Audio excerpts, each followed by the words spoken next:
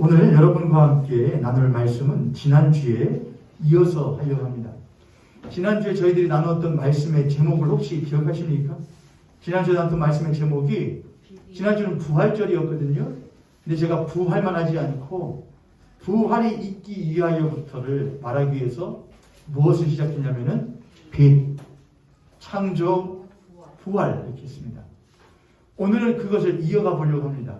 그래서 오늘 말씀의 제목은 부활, 교회, 소망입니다.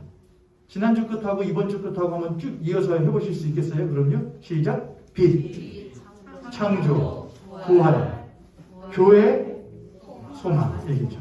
빛, 창조, 부활, 교회, 소망. 오늘은 지난주에 이어서 부활, 교회, 소망을 다루려고 합니다.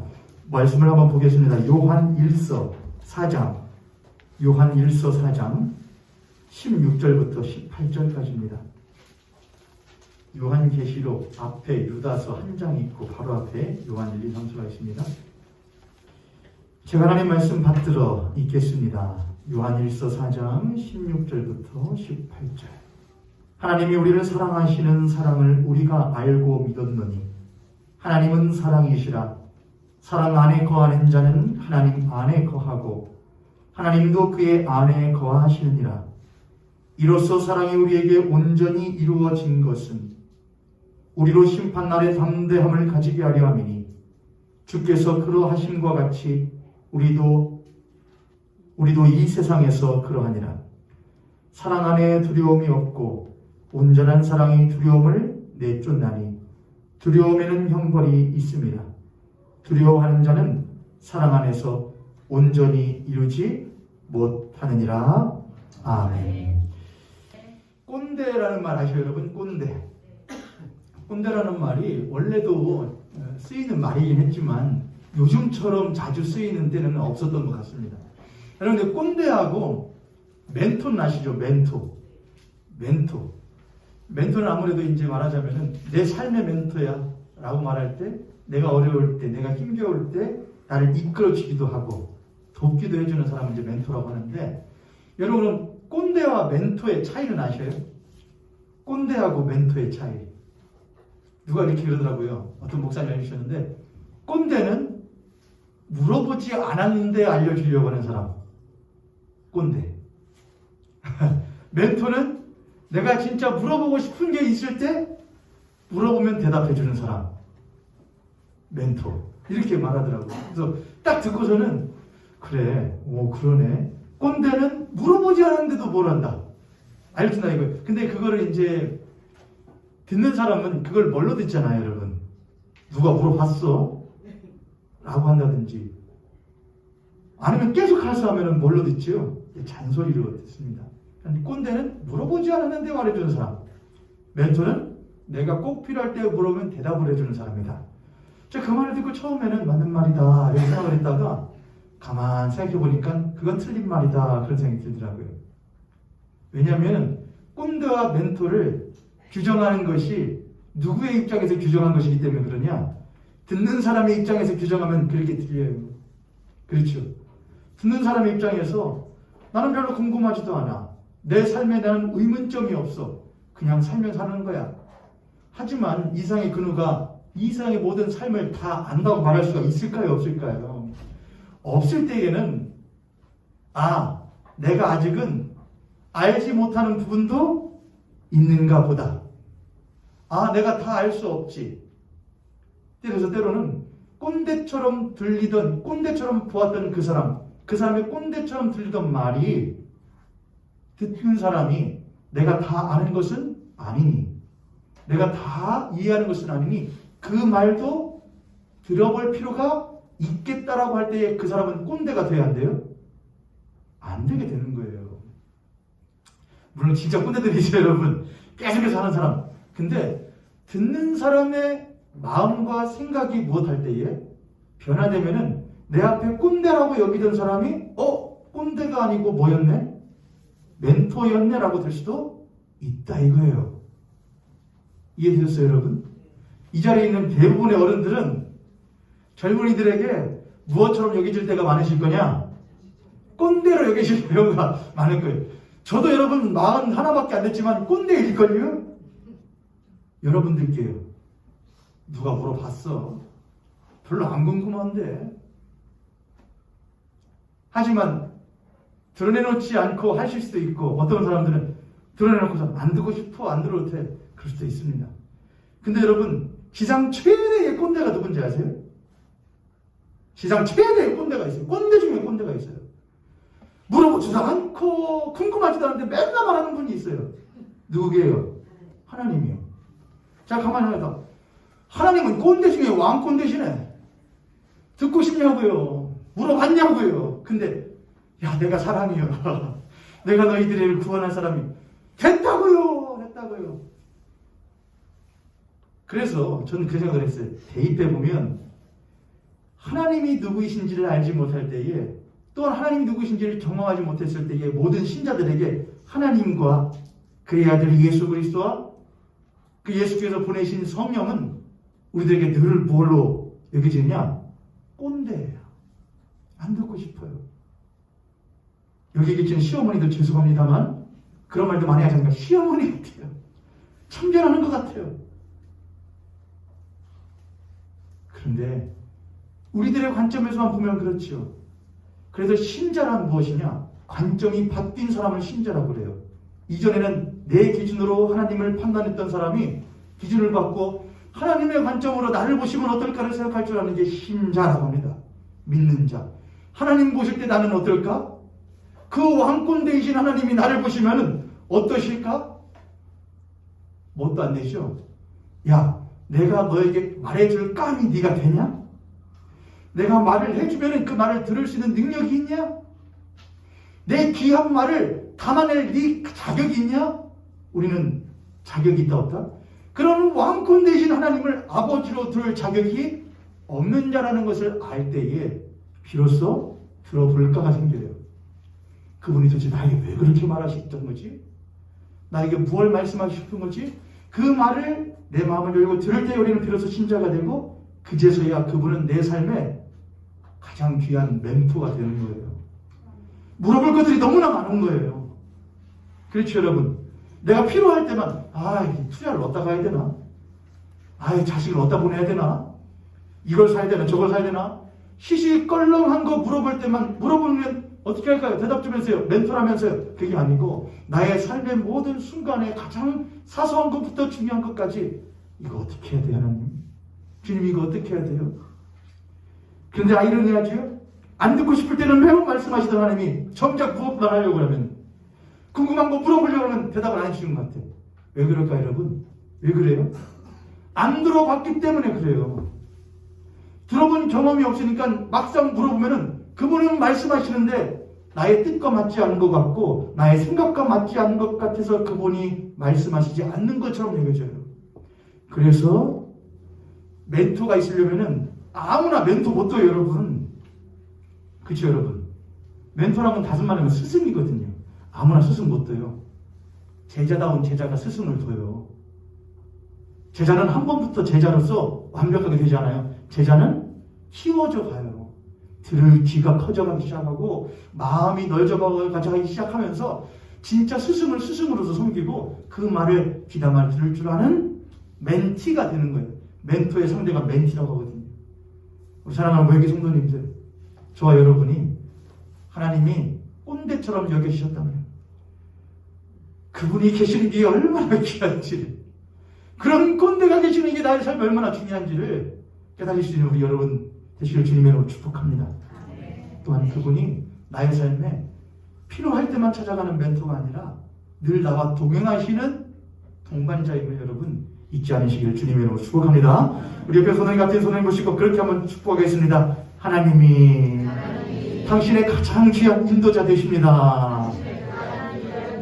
그러니 하나님 말씀하실 때, 기회 있을 때 들읍시다. 들읍시다. 아멘. 아멘. 오늘 이 시간에도 이 말씀이 꼰대의 말로 들리지 않고 나에게 주시는 생명의 말씀을 들을 수 있는 시간 되기를 주님으로 축복합니다. 자, 말씀으로 들어갑니다. 오늘은 부활, 교회, 소망으로 이어져 갈 거예요.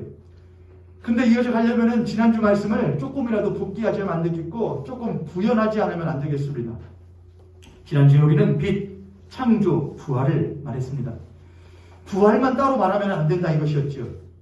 부활이라는 것은 무엇을 앞두고 일어난 사건이기 때문에 십자가에서의 죽음이라는 사건을 앞두고 일어난 사건이었기 때문에 부활은 죽음과 꼭 같이 온다 이거예요. 죽음 가운데에서의 사망 가운데에서의 생명이요 부활이라는 것이죠. 그런데 우리는 이러한 사건을 예수님의 십자가 사건 이전에 이미 알고 있단 말이죠. 봤단 말이죠. 그게 뭐냐면은 창조였습니다. 창조의 때로 가보니 창세기 1장 1, 2절에 땅이 혼돈하고 공허하며 흑암이 깊음 위에 있을 때에 하나님의 신은 수면 위에 운행하셨고 거기에 무엇을 비추어 빛이 있으라 했을 때에 그 빛이 비추어진 배경 위에 비로소 무엇이 시작되느냐? 창조가 시작되었다는 것을 배웠습니다. 혼돈하고 공허하고 흑암이 깊은 가운데 있다는 것은 곧 무엇이나 마찬가지냐? 죽음이나 사망이나 마찬가지라고 했습니다. 제가 지금 이제 히브리어를 들어드리면서 그 혼돈, 공허, 흑암에 대해서 말씀을 드렸었는데 그냥 간략하게 말하면 그 상태가 무엇한 상태라는 것이냐? 죽음 가운데 있는 상태라고 말합니다. 그래서 수면 위에 운행하시더라 할 때 그 수면이라는 것은 수면 위에 있다는 것은 땅이 어디 밑에 있다는 것이죠. 수면 밑에 있다는 거예요. 물론 그것이 진짜 물리적인 육지가 바다에 다 가리워져서 있었다라고 이해할 수도 있겠지만은 성경을 해석할 때는 그 수면, 물이라고 하는 것은 땅을 덮은 물이라는 것은 곧 뭘 상징한다? 죽음과 사망을 상징합니다. 생명체가 있을 수 없는 상태를 우리가 수면이 덮인 상태로 말한다는 것이죠. 근데 그 죽음 가운데에 무엇이 비추어지고 빛이 비추어지고 그 빛을 배경으로 하여 사망이 몰려져 나간 그 자리에 창조가 시작되어지게 되고 그 창조는 그냥 쭉 이어져 나가는 것이 아니고 하나의 종지부와 터닝 포인트를 전환점을 찍게 되는데 그게 언제냐면은 마지막 7일째 하나님께서 모든 피조물과 무엇 하시던 안식하시던 모습으로 끝이 나요. 그리고 또다시 돌아요. 월화수목금토 또다시 돌아요. 월화수목금토. 그러니까 이 안식일이라고 하는 것은 인간의 역사와 삶에 있어서 늘 돌아오는 거예요. 윤회는 아니에요. 이건 늘 돌지만 무엇인가를 향해서 가는 거예요. 제자리에서 첫 바퀴 도는 게 아니고 여러분 보세요. 바퀴가 막 자동차 바퀴가 돌죠 여러분. 그럼 자동차 바퀴가 다람쥐가 도는 첫 바퀴는 제자리에 돌죠 여러분. 하지만 자동차의 바퀴는 돌긴 도는데 뭘 향하여 가잖아요. 목적지를 향하여 가는 첫 바퀴. 마치 그래요. 월화수목금토 월화수목금토 월화수목금토 안식일을 매번 정하지만 아유 이놈의 신앙생활 해고 또 하고 해고 또 하고 아니에요. 이것은 무엇인가 목적지를 향해서 가는 거예요. 그게 뭘까요 여러분? 그거는 영원한 안식이에요. 영원한 안식이요. 안식일 때 있었던 7일째에 있었던 그 안식이라는 것은 하나님께서 모든 피조물들과 다시 여러분 이미 창세기 강의 때 제가 이미 했던 거예요. 하나님께서는 이미 그 마음속과 머릿속에 땅이 혼돈하고 공허하고 흑암이 깊음에 있을 때에 그때부터 빛이 있으라 하실 때부터 예수 그리스도의 십자가의 사건을 아셨냐 모르셨냐예요. 아셨어요 모르셨어요? 아셔야죠. 그분은 무엇인데요? 전지전능하신데요. 그분은 아셔요. 그래서 어떤 신학자는 그렇게도 말합니다. 창세기는 처음이고 요한계시록은 뭔데? 끝인데 요한계시록이 창세기에 무엇한다? 앞선다 그렇게 말해요. 이해되셨어요 여러분? 우리는 시간의 순서로 창세기가 시작되고 쭉 가서 요한계시록 한다는데 아니 이미 하나님의 관점에서는 요한계시록이 창세기보다 무엇해서 있다? 앞서져 있다 이거예요. 근데 요한계시록은 무엇 사건 다 일어난 다음이잖아요.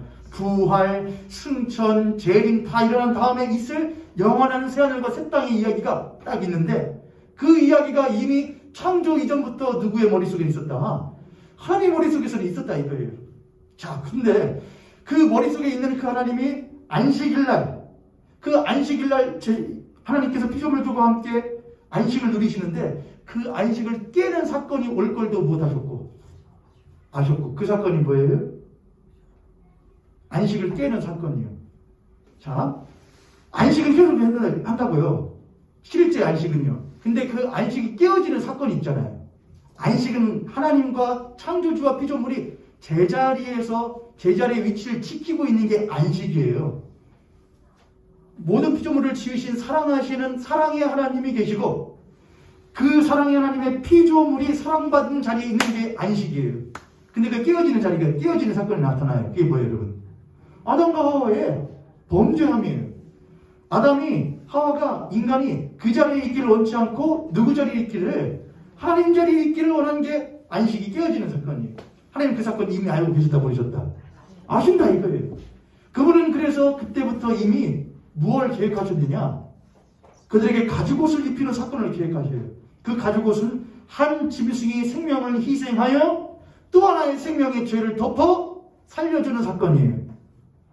그것이 창세기 3장 15절에 나오는 사건이고 그것이 예수 그리스도의 십자가를 통하여 성취되었다 그래요.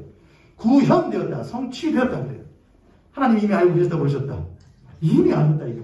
그래서 요한계시록이 창세기보다 못한다, 앞선다라는 말을 하는 거예요. 우리는 빛이라는 단어를 이제 다시 옵니다. 빛이라는 단어를 들 때에 부활을 생각할 때에 부활만 생각하면 안 되고 무엇부터 생각을 해야 된다? 창조 이야기부터 생각을 해야 된다. 근데 그 창조가 먼저예요? 빛이 먼저예요? 창조가 먼저 있었어요? 빛이 먼저 있었어요? 빛이 먼저 있어요? 빛은 며칠째 있잖아요. 빛은 며칠째 만들어요? 하나님이 빛이 있으라 하시는 거 며칠째예요? 첫째 날 아니에요? 그렇잖아요. 빛과 어둠을 나누시잖아요. 첫째 날. 그럼 그것도 창조 안에 들어가는 거 아니에요? 그렇죠. 우리가 요한복음을 하면은 참빛, 곧 세상에 와서 각 사람에게 비추는 빛이 있었나니 하는 말 하잖아요. 그 참빛이고 누구라고요? 예수 그리스도. 예수 그리스도는 누구시잖아요? 하나님. 하나님은 스스로 계시는 분이잖아요. 그는 지음받지 않으신 분이라고 그러잖아요. 근데 그 빛이 첫째 날 빛이 있어야 돼. 그 빛이면은 그 예수 그리스도도 첫째 날 창조되어진 거예요? 쉬운 일이에요. 말씀이 육신이 되어 이 땅 가운데 무엇 하셨다? 오셨다 그래요. 근데 그분은 육신으로 오셨다 그래요. 그렇죠 여러분. 그럼 그분은 지음받은 분이에요? 이단들은 항상 그것들을 가지고 옛날 시대부터 그걸 문제 삼았어요. 예수는 뭐야? 그냥 하나님의 영을 담은 그릇 인간이야. 그는 인간인데 하나님의 뜻과 어떤 그런 것을 담은 그릇이야. 그는 인간이야. 그때 뛰어난 하나님의 뜻을 알고 있던 선견자이고 선지자였던 거야. 하지만 뭐는 아니었어. 하나님은 아니었어. 이런 것들이 고대 시대의 교회에 항상 들어오던 이단이었어요. 그때 사도들은 말했죠. 아니, 그분은 육신으로 오셨대. 인간의 손으로 지음받지 않으신 스스로 존재하시는 하나님이시다. 그렇게 했단 말이에요. 이해되셨죠 여러분? 우리는 그걸 믿는단 말이에요. 예수 그리스도는 이 땅 가운데 동정녀 마리아에게서 나셨다. 그는 인간의 부정모혈로 난 우리와 같은 인간이 아니시다 그랬대요. 근데 그분은 우리와 같은 똑같은 인간이신데 죄가 없으신 분이에요. 흔히 우리가 인간의 엄마의 부정모혈, 아버지의 정과 엄마의 피를 받은 인간이다. 맞아요, 맞아. 우리가 똑같은 육신을 가졌다고요. 그런데 뭐는 없으신, 죄는 없으신 존재라고 그랬단 말이에요. 우리가 똑같은 인간인데. 자, 그럼 창세기로 가보세요. 첫째 날 지음받다 그래요. 지음받은 것은, 창조한 것은 지으셨다는 건데, 예수 그리스도도 우리 인간의 눈으로 볼 때는 무엇한 자잖아요. 지음받은 자같이 보이잖아요. 지음받은 모습으로 보내셨잖아요. 그런데 그분은 누구셨다고요? 하나님이셨다. 우리가 그걸 믿잖아요. 그럼 창세기 1 첫째 날에 있었던 빛이 있으라. 그 빛이 누구시다고요? 예수 그리스도라고요. 근데 그 빛이 와서 배경을 깔아주어야 그 배경 위에 어둠을 몰아내야 그 빛의 배경 안에 그 이후의 것들을 채워나갈 수 있단 말이에요. 예수 그리스도가 참빛으로 오셔요. 왜 오셔요? 빛을 어둠을 몰아내시려고요. 그래야 그 위에 뭘 하실 수가 있잖아요. 창조를 하신단 말이에요. 어려워요 여러분? 빛이 있어야 어둠 가운데는 창조를 할 수가 없단 말이에요. 어둠을 몰아내야 창조를 할 수 있단 말이에요. 그래서 빛이 먼저 와야 되는 거예요. 이 땅 가운데는 새 창조를 할 수가 없어요. 인간의 죄로 인하여 타락한 삶 가운데 창조가 일어날 수 없어요. 그래서 그 어둠을 몰아내, 사망의 권세를 몰아낼 빛이 먼저 와야 돼요. 그게 누구예요? 예수 그리스도가 먼저 오시고 그 예수 그리스도를 믿음으로 말미암아 우리가 무엇 되었다? 새로운 피조물, 새로운 창조물이 되었다 말을 해요. 예수 그리스도가 먼저 오셨기 때문에, 참빛으로 오셨기 때문에 그 예수 그리스도의 배경 위에서 새로운 피조물이 생기는 거예요. 첫째 날 빛이 왔기 때문에 그 빛을 배경으로 나머지 6일 동안의 창조물들이 세워지게 된다 이것이죠. 이해됐죠 여러분? 옆에 손을 같은 손님 보시고 그렇게 한번 축복합니다. 하나님 말씀 들을 때에 쉬운 것만 들려가지 말고 어려워도 고차원적인 걸 들읍시다. 아멘? 어려우실 수도 있어요 여러분.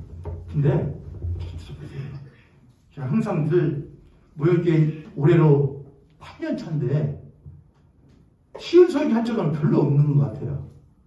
여러분들 고생하셔요. 어떨 때는 중원본 할 때도 있었던 것 같아요. 제가 알죠. 그런데 중원본 하더라도 쉽게 하지 말자. 조금 어려워도 들으세요. 들으시면 여러분의 삶 가운데에 뭐 가필 이런 거 말하면 안 되지만은 우리들은 인간이니까 가장 밀접한 거를 제일 고민하기 마련이죠, 여러분. 그렇죠? 아파. 몸 아픈 게 제일 밀접하고, 그 다음 마음 아픈 게 제일 밀접해요. 못 먹게 되고, 부족하게 먹고, 부족하게 마시고, 부족하게 자고, 부족하게 행복하고, 그런 것을 우리는 제일 민감하게 느껴요. 그래서 하나님을 멘토로 삼았다고 하는 사람들이 그런 것만 물어보려고 해요. 나 이거 안 해. 나 이거 부족한데 어떻게 해요? 그러나 성경은 처음부터 뭐래요? 태초에 하나님이 천지를 창조하시니라. 누가 물어봤냐고요. 내가 아픈 거랑 하나님 천지 창조하고는 뭔 상관이냐고요. 그때부터 하나님 꼰대가 돼버려요. 그러나 마음을 열으세요. 왜 하나님이 태초에 하나님 천지를 창조하셨다. 왜 그런 말을 하셨을까? 가장 큰 문제를 해결해야 작은 문제들이 해결되는 것이지, 작은 문제 아무리 해결해봐야 제일 큰 문제 해결 안 하면 또다시 나타나는 거예요. 똥 위에다가 아무리 휴지 덮어봐야 무엇 안 치우면은, 똥 치우지 않으면 냄새는 못 하는 거예요. 계속 나는 거예요, 여러분. 가장 중요한 문제를 해결해야 돼요.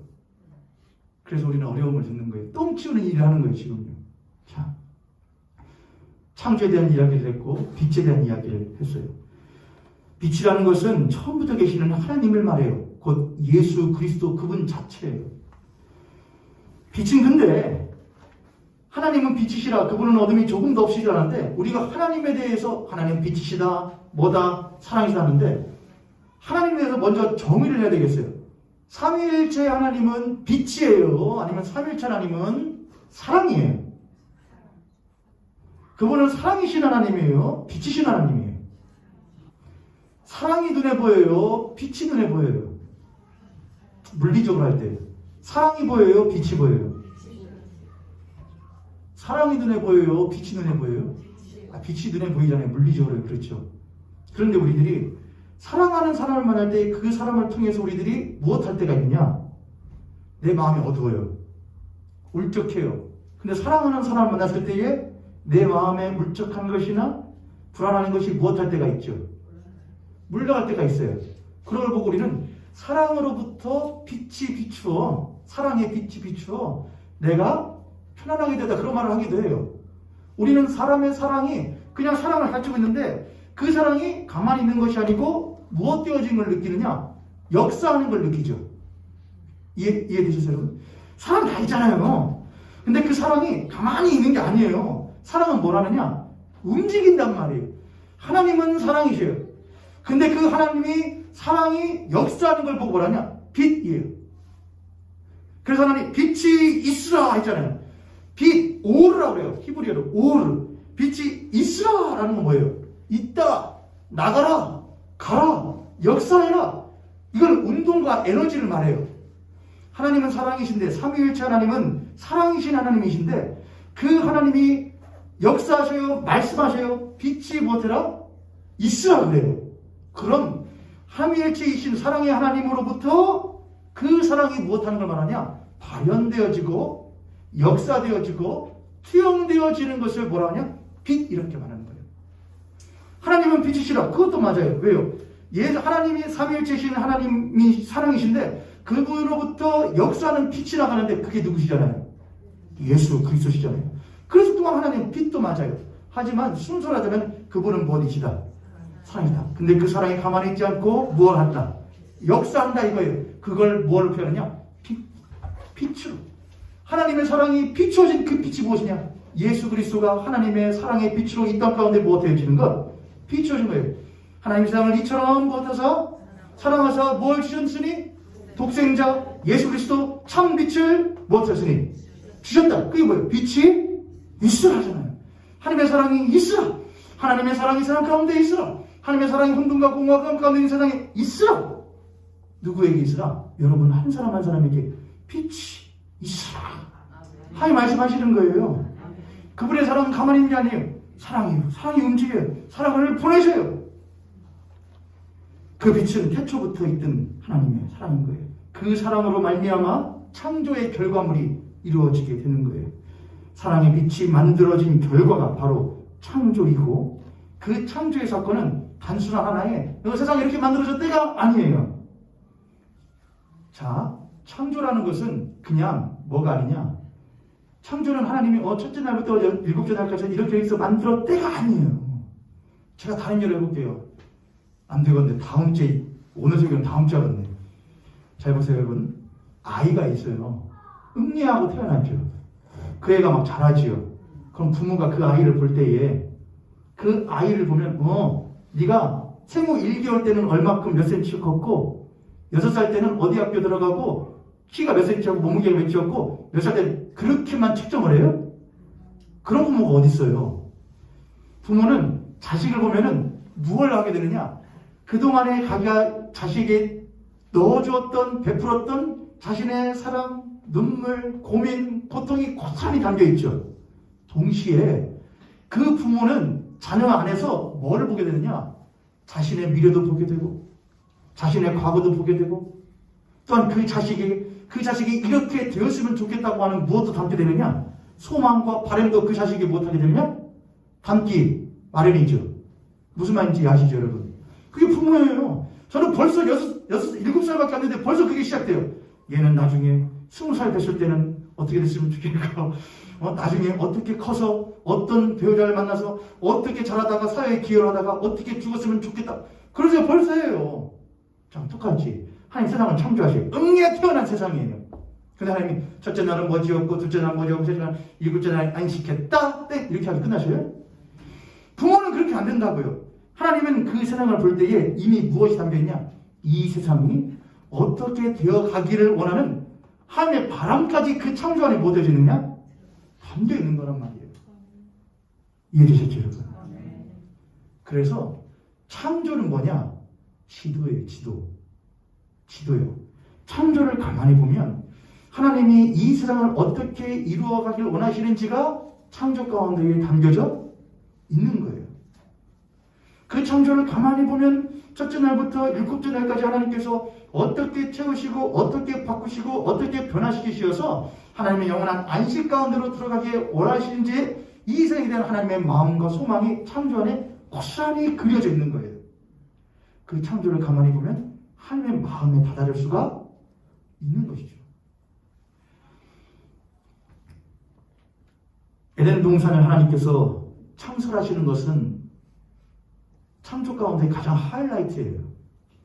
근데 그 에덴 동산의 가장 귀한 존재가 뭔지 아세요, 여러분? 에덴 동산의 가장 귀한 존재 누구예요? 에덴 동산에서 가장 귀한 존재가 뭐예요? 귀한 게 뭐예요? 누가 하셨어요? 생명나무예요. 누가 아담과 하와래요? 그건 누구의 관점이죠? 인간 관점이죠. 누가 아담과 하와가 가장 귀하대요? 만약 아담과 하와가 귀했다면 하나님께서 에덴 동산에서 누구를 쫓아내지 않으시죠? 아담을 쫓아내지 않으시죠. 아담과 하와가 조금만 귀했으면은, 귀하지 않다는 게 아니에요, 여러분. 아담과 하와가 더 귀한 게 있다 이거예요. 더 중요한 게 있다 이거예요. 아담과 하와에게 뭐를 그냥 먹어버리라고 하죠. 생명나무 먹어버리라고 하죠. 야, 저들이 선과 악을 알게 하는 나무의 실과를 먹고 우리와 같이 되려고 했는데, 저들이 무엇까지 먹고 생명나무까지 먹고 영생아가 되었다고 해서 내쫓아버리셔요. 뭐를 지키시죠?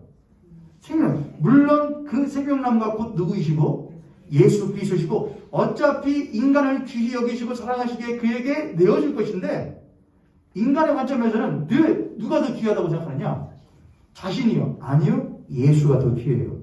그리스도 예수가 제일 귀해요. 그게 생명나무예요. 근데 하나님이 창조하신 그 창조의 가장 하이라이트는 에덴 동산이고, 그 에덴 동산 중앙에 두 개의 나무를 심어요. 두 개의 나무가 있어요. 선과 악을 알게 하는 나무와 생명나무예요. 하나님이 아담과 하와를 내쫓으셔요. 낙원을 이루어 신라원이에요. 근데 그 아담과 하와에게 결국에는 그 생명나무를 먹게 하실 것이라는 것이 요한계시록에 기록되어져 있어요.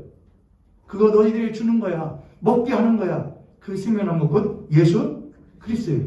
자, 그러면 그 생명나무 되신 예수 그리스도를 낙원을 떠난 인간들에게 먹이시는 사건이 언제 일어나요? 십자가에서 일어나는 거예요. 그것이 쭉 가서 구약의 이야기들은 전부 다 뭐냐? 약속의 이야기들이에요. 줄게. 너희들은 듣지도 않고 먹지도 않고 마시지도 않고 나를 가까이서 않고 사랑하지도 않는 백성들인데, 아담과 하와 때부터 달라진 것이 하나도 없는데 그래도 줄게, 먹여줄게. 그것이 2000여 년 이전에 십자가에서 자신의 독생하신 예수 그리스도를 내어주시고 우리들에게 먹고 마실 수 있게 하신 사건이 바로 생명나무를 우리들에게 허락하신 사건인 거예요. 할렐루야. 하나님께서 빛이 있으라 하셔요.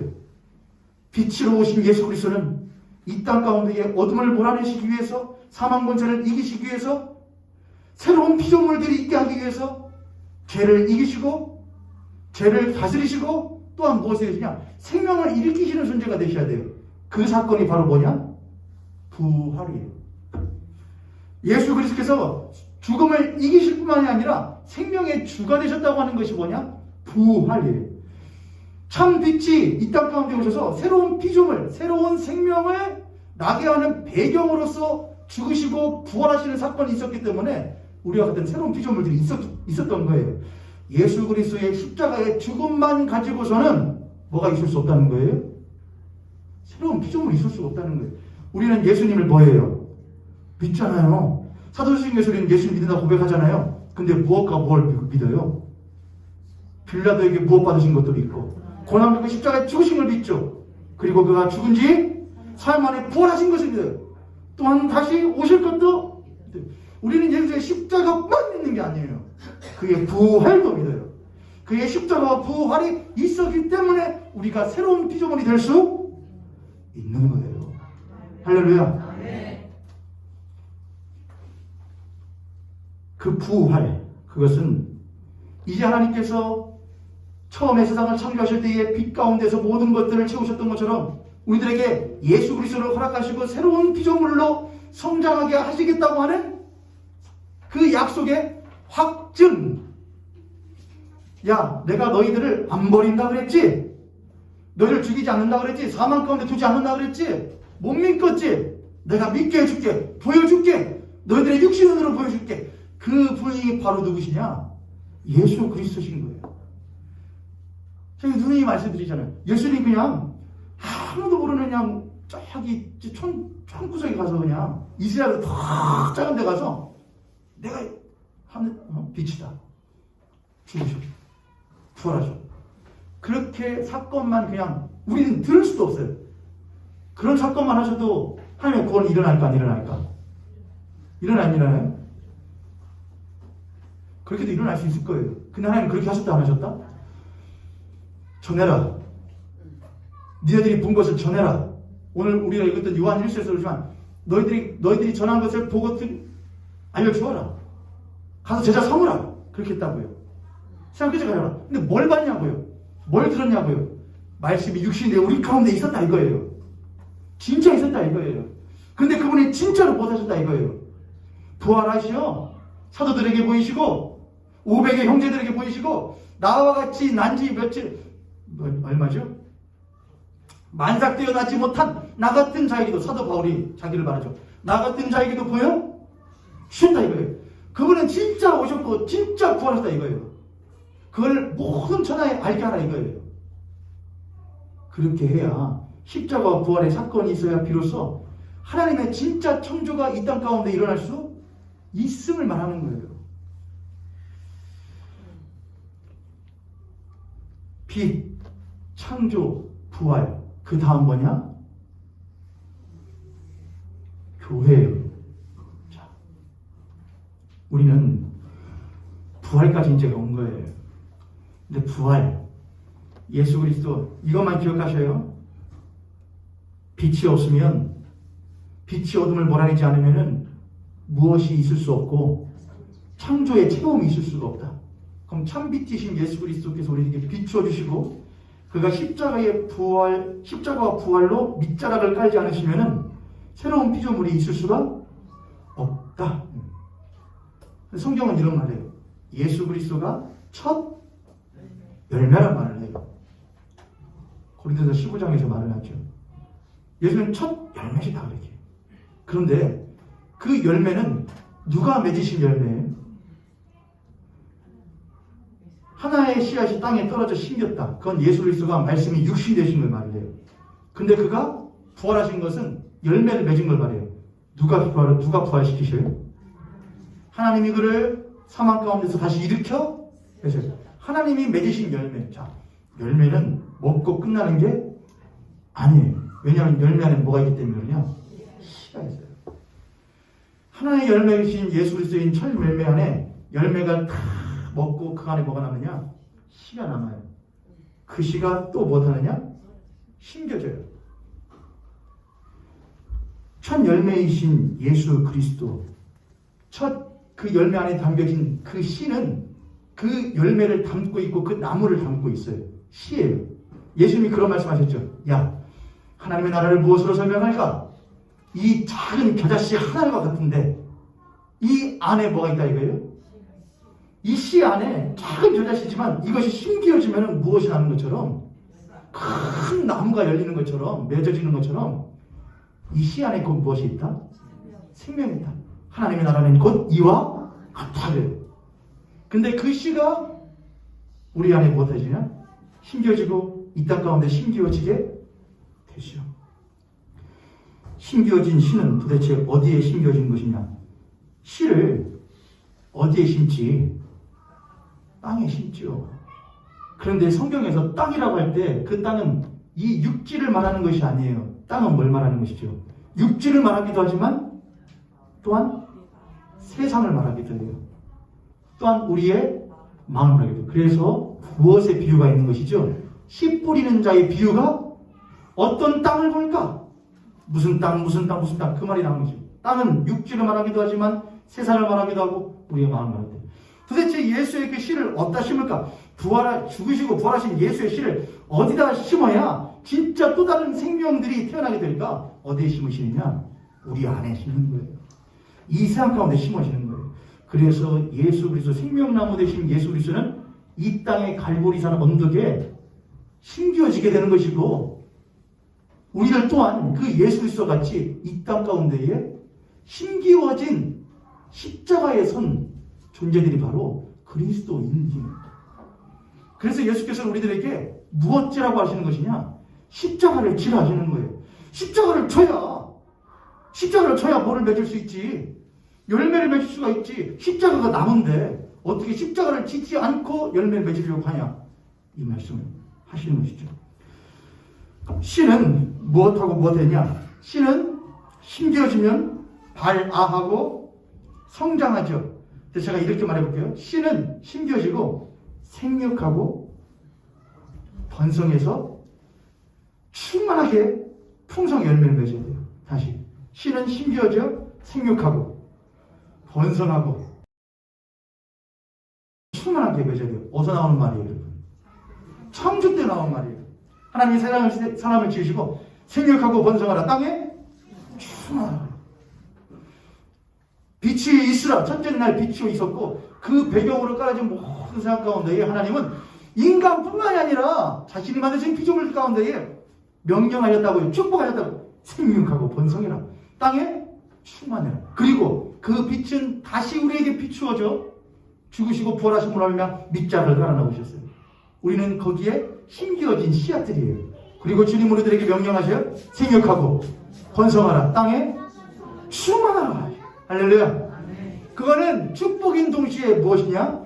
명령. 옆에 손님 같은 손님 보시고 우리 그렇게 한번 축복하겠습니다. 생육하고 번성하고 땅에 충만하길 원합니다. 그러면 도대체 모형교회는 얼마큼 커져야 되는 걸까요? 생육하고 번성하고 땅에 충만하려면 모형교회는 지금 218평 대지 위에 지어진 건물인데 얼마큼을 커야 될까요? 2180평 되면 되나요? 21,800평 되면 되나요? 목사가 너무나 통이 적죠? 29억 온 세계가 다 교회야 되죠? 그렇지 않습니다. 씨가 생육하고 번성하여 땅에 충만하게 되는 것은 우리가 땅이라며 땅에 심겨져.